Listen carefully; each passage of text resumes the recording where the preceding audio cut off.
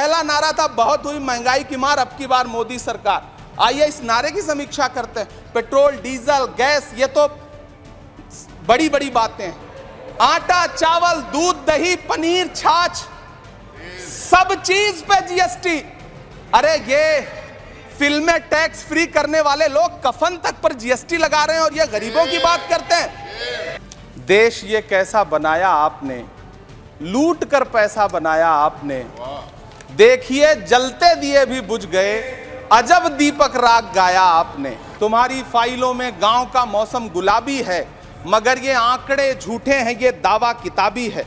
झील में पानी बरसता है हमारे देश में, झील में पानी बरसता है हमारे देश में, खेत पानी को तरसता है हमारे देश में, जिंदगी का हाल खस्ता है हमारे देश में, दूध महंगा खून सस्ता है हमारे देश में। कीमत तो बहुत बढ़ गई शहरों में धान की, लेकिन विदा ना हो सकी बेटी किसान की। मौका मिला तो लोगों ने कुर्सी के वास्ते तस्वीर ही बिगाड़ दी हिंदुस्तान की, और आज बड़ी बड़ी बातें कर रहे हैं। टूटा हुआ लश्कर का भरम देख रहे हैं, टूटा हुआ लश्कर का भरम देख रहे हैं, और जिल्ले इलाही के करम देख रहे हैं। ताकत का नशा अक्ल पे हावी है तुम्हारी, तुम देख न पाओगे जो हम देख रहे हैं। अपने शीश महलों में बैठे हुए सरकार के सांसद और मंत्री कह रहे हैं कि महंगाई कम हो रही है। संसद की कैंटीन से बाहर निकल करके एक चाय का कप खरीदिए, तब समझ में आएगा कि महंगाई कम हो रही है या बढ़ रही है। ये चूनर धानी धानी भूल जाते, ये पुरवा की रवानी भूल जाते, जो आकर 4 दिन गांव में रहते तो सारी लंतरानी भूल जाते। किसानों से चिढ़ी हुई सरकार ने बजट में किसानों के एमएसपी की लीगल गारंटी नहीं दी, लेकिन याद रखिएगा जो किसान का नहीं वो हिंदुस्तान का नहीं। जो सरकार अपना चलाया हुआ 2000 का नोट 7 साल नहीं चला सकी, वो हमसे 70 साल का हिसाब मांगती है। इस सरकार ने नोटबंदी लगाकर देश की आम जनता की पूंजी छीन ली, बैठे नहीं बोले, टैक्स लगा करके छोटे व्यापारियों के कारोबार छीन लिए, पेपर लीक करवा करके युवाओं की आंखों से नौकरी के सपने छीन लिए, अग्निवीर लाकर देश के जवानों की उम्मीदें छीन ली, बुलडोजर लगाकर लोगों के आशियाने छीन लिए, महंगाई लाकर देश की जनता की थाली से निवाले छीन लिए, और नारा लगाया कि हम तो सेवक हैं, 18-18 घंटे काम करते हैं। इन्हीं लोगों के लिए किसी ने शेर कहा है कि जो सच और झूठ में दूरी है वो दूरी समझते हैं। सियासी हाकिमों की हम भी मजबूरी समझते हैं, वो अपना हक समझते हैं निवाला छीन लेने को। डकैती को बहुत से लोग मजदूरी समझते हैं। हमें पता है कि कैसी मजदूरी की जा रही है। मैम, प्रधानमंत्री जी की सैकड़ों बार थपथपाई गई मेज के बीच अंतरिम बजट पेश किया गया और बड़े बड़े दावे किए गए। देश ये कैसा बनाया आपने, लूट कर पैसा बनाया आपने। देखिए जलते दिए भी बुझ गए, अजब दीपक राग गाया आपने। मैम, पूरा सदन अमृत काल के बजट की चर्चा कर रहा है, मैं तो गरीबों की रोटी और दाल के बजट की चर्चा करूंगा। तुम्हारी फाइलों में गांव का मौसम गुलाबी है, मगर ये आंकड़े झूठे हैं, ये दावा किताबी है। मैं इस बजट को अमीरों के लिए पेश किया गया बजट कहूंगा। इसमें गरीबों के लिए कुछ है ही नहीं। नौकरी मांगने वाले नौजवानों पर लाठियां बरसाने वालों, आपने इस बजट में युवाओं को क्या दिया? आपने पुरानी पेंशन बहाली की मांग करने वालों को क्या दिया? सालों से अपने लिए छत तलाश रहे लोगों को आपने इस बजट में क्या दिया? कुछ नहीं। और फिर आपको पूरी उम्मीद है कि पूरा देश आपके इस पेश किए गए बजट पे लहालोट हो जाए, तालियां पीटे, मंगल गान गाए। कैसे संभव है? मैं सदन में खड़ा होकर के इस बजट पे चर्चा करते हुए कहना चाहता हूं कि इस बजट में फुटपाथ पर रहने वाले, छप्परों में रहने वाले, झुग्गियों में रहने वालों के लिए क्या है, उनके लिए क्या है जो प्रधानमंत्री के किए गए वायदों की बाट जोह रहे हैं। हर साल फरवरी की खूबसूरत सुबह और सजी हुई संसद से बरसते हुए झूठे वायदों की जवाबदेही कौन तय करेगा? कौन बताएगा कि 2022 में प्रधानमंत्री जी जो सबको पक्का मकान देने वाला वायदा किए थे उसका क्या हुआ? लोगों के सरों पर छत देने वाले प्रधानमंत्री जी के जुमलों से अलग उन्हें यह क्यों नहीं दिखता कि राज्यों में बैठे हुए उनके नुमाइंदे लोगों के सरों की छतें उजाड़ रहे हैं। उत्तर प्रदेश हो, असम हो, जम्मू कश्मीर हो, मध्य प्रदेश हो, भाजपा शासित राज्यों के बुलडोजर न सिर्फ लोगों के घरों को उजाड़ रहे हैं बल्कि कुचल रहे हैं लोकतंत्र को, संविधान को, अदालतों के मेयार को। मैम, मैं आंकड़ों की बाजीगरी से अलग हट करके इस बजट पर एक बात कहना चाहता हूं। आंकड़े तो ऐसे हैं इस बजट के, ये कह रहे हैं 4 करोड़, वित्त मंत्री जी 3 करोड़ कहती हैं, प्रधानमंत्री जी 4 करोड़ कहते हैं। पहले तो आप इस झूठ में ही आपस में ही सलट लीजिए कि 4 करोड़ सही है या 3 करोड़ सही है। आंकड़े तो ऐसे हैं इस बजट के मैम कि जो सुने वो बस पथराई आंखें लेकर किंग कर्तव्य विमूढ़ हो जाए। लेकिन झील में पानी बरसता है हमारे देश में, झील में पानी बरसता है हमारे देश में, खेत पानी को तरसता है हमारे देश में, जिंदगी का हाल खस्ता है हमारे देश में, दूध महंगा खून सस्ता है हमारे देश में।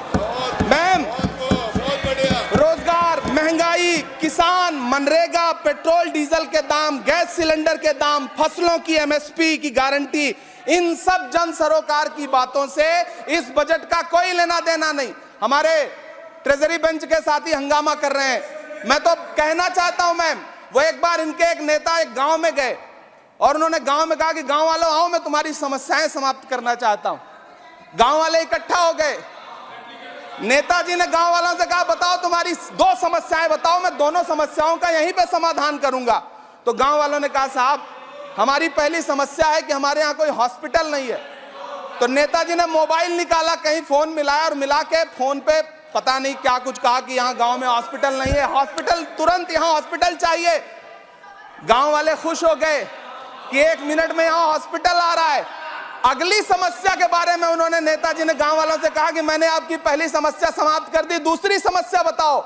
तो गांव वालों ने कहा साहब इस गांव में कोई भी मोबाइल का नेटवर्क ही नहीं है। ये है इनके काम करने का तरीका। कीमत तो बहुत बढ़ गई शहरों में धान की, लेकिन विदा ना हो सकी बेटी किसान की। मौका मिला तो लोगों ने कुर्सी के वास्ते तस्वीर ही बिगाड़ दी हिंदुस्तान की, और आज बड़ी बड़ी बातें कर रहे हैं। जो मिडिल क्लास, उसकी जो रोजमर्रा की जरूरत की चीजें हैं उस तक पर आपने जीएसटी लगा रखी है। आप फिल्में टैक्स फ्री करते हैं लेकिन स्टूडेंट्स के प्रतियोगी परीक्षाओं के फॉर्म की फीस नहीं माफ कर सकते। आपको बाकी जगहों पर टैक्स लेना है, हर जगह टैक्स लेना है। मिडिल क्लास से आपका कोई रिश्ता नहीं। मिडिल क्लास तो आपसे कह रहा है कि मोहब्बत, भाईचारे के दीवाने दिन ही लौटा दो, वो सस्ती दाल सब्जी के सुहाने दिन ही लौटा दो। ये अच्छे दिन तो अंबानी अडानी को मुबारक हो, हमें ऐसा करो साहब पुराने दिन ही लौटा दो, वो पुराने दिन जो बहुत अच्छे थे। 83 मिनट 71 बार थपथपाई गई मेज, 14,417 शब्दों का बजट भाषण, और उस बजट में अपने लिए राहत तलाशती मिडिल क्लास की हैरत ज़दा आंखें। सभापति महोदय, मेरे हाथों में जो दस्तावेज है दरअसल ये देश के किसानों, गरीबों, मजदूरों की उम्मीदों का स्मारक है। ऐसा लग रहा है जैसे वित्त मंत्री महोदया ने बजट नहीं तैयार किया है बल्कि प्रधानमंत्री जी की मन की बात का संकलन तैयार किया है। टूटा हुआ लश्कर का भरम देख रहे हैं, टूटा हुआ लश्कर का भरम देख रहे हैं और जिल्ले इलाही के करम देख रहे हैं। ताकत का नशा अक्ल पे हावी है तुम्हारी, तुम देख न पाओगे जो हम देख रहे हैं। वित्त मंत्री महोदया ने इस बजट में महंगाई पर सिर्फ 10 शब्द बोला है। जिस देश में टमाटर 100 रुपए किलो बिक रहा हो, सभापति महोदय मेरा टाइम पॉज करें और बार बार इंटरप्ट करने को या तो मना करें। हाँ बोले, कृपया बोले। सभापति महोदय, वित्त मंत्री महोदया ने इस बजट में महंगाई पर सिर्फ 10 शब्द बोले हैं। जिस देश में टमाटर 100 रुपए किलो बिक रहा हो, उस देश की वित्त मंत्री के पास बजट में महंगाई पर बोलने के लिए सिर्फ 10 शब्द है। डीजल, पेट्रोल, आटा, चावल, दाल, सब्जी की महंगाई का तो कोई जिक्र ही नहीं।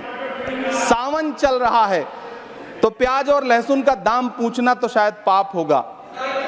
मैंने तो यह भी सुना है कि वित्त मंत्री जी जो चीज खुद नहीं खाती हैं उसके दाम से उनका कोई लेना देना नहीं होता। लेकिन इस बार बजट पेश करने के लिए पार्लियामेंट आने से पहले वित्त मंत्री जी ने दही और चीनी खाई थी। अब तो उनसे यह पूछा जा ही सकता है कि उन्हें दही, दूध और चीनी का रेट तो इन दिनों पता ही होगा। क्या उसे सस्ता करवाएंगी या नहीं सस्ता करवाएंगी? अगर पता है तो कृपया सस्ता करवाइए, क्योंकि इसी चीनी ने अमेठी में एक मंत्री महोदया का राजनीतिक कैरियर कड़वा कर दिया। सभापति महोदय, अपने शीश महलों में बैठे हुए सरकार के सांसद और मंत्री कह रहे हैं कि महंगाई कम हो रही है। संसद की कैंटीन से बाहर निकल करके एक चाय का कप खरीदिए, तब समझ में आएगा कि महंगाई कम हो रही है या बढ़ रही है।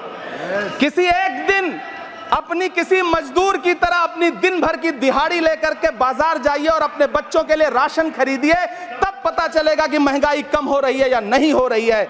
यहां बैठ करके बड़ी बड़ी बातें करना आसान है। ये चूनर धानी धानी भूल जाते, ये पुरवा की रवानी भूल जाते, जो आकर 4 दिन गांव में रहते तो सारी लंतरानी भूल जाते। सभापति महोदय, इलेक्टोरल बॉन्ड खरीदने के नाम छुपाने वाली सरकार, इलेक्टोरल बॉन्ड खरीदने वालों के नाम छुपाने वाली सरकार इन दिनों आम के ठेला लगाने वालों के नाम जानना चाहती है। मुझे तो होटलों, ढाबों या आम के ठेलों पर नेम प्लेट लगवाने वालों से पूछना है कि कभी खून की बोतल पर देखा है किसी का नाम लिखा हुआ? मुझे पूछना है कि क्या कोरोना के दौरान अपनी उखड़ती हुई सांसों के लिए ऑक्सीजन तलाशने वाले किसी इंसान ने ऑक्सीजन लाने वाले किसी इंसान से पूछा था कि ऑक्सीजन लाने वाला इंसान हिंदू है या मुसलमान है? मुझे पूछना है कि लावारिस लाशों के लिए कोरोना में कांधा देने वाले, चिताओं के लिए लकड़ियां सजाने वाले किसी इंसान से पूछा गया था उसका नाम, उसका मजहब? लेकिन इन दिनों पूछा जा रहा है। सभापति महोदय, अफसोस देश के प्रधानमंत्री जी ने कभी न टूटने वाली चुप्पी ओढ़ ली है। सभापति महोदय, जनता ने 63 सीटें कम क्या कर दी, ये सरकार तो अमृतकाल का नाम लेना ही भूल गई। ये भूल गई है अमृतकाल को, ये भूल गई है मनरेगा को, ये भूल गई है मौलाना आजाद नेशनल फेलोशिप को, ये भूल गई है मणिपुर को, ये भूल गई है महाराष्ट्र को।